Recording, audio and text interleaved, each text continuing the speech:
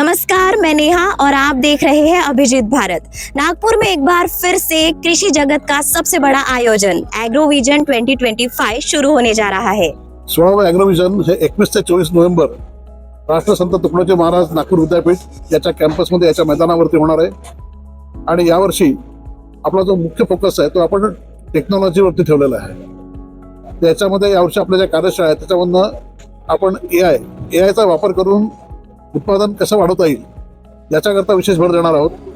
आणि याकरता प्रामुख्याने आपण ज्या कार्यशाळा आहेत आपल्या त्याच्यामध्ये ऊसामध्ये याचा वापर करून ऊसाचं उत्पादन वाढ कशी जास्त करता येईल, त्यासोबतच संत्र्यामध्ये कशी त्याची म्हणजे संत्र्याची देखील उत्पादन आहे ते पर एकरी कसं वाढवता येईल याच्याबद्दल आपण इथे काही विशिष्ट दीर्घ कार्यशाळा घेणार आहोत।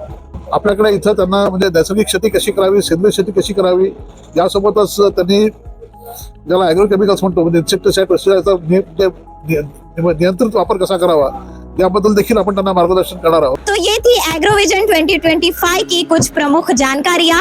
कैमरा पर्सन गिरीश के साथ मैं नेहा, अभिजीत भारत, नागपुर।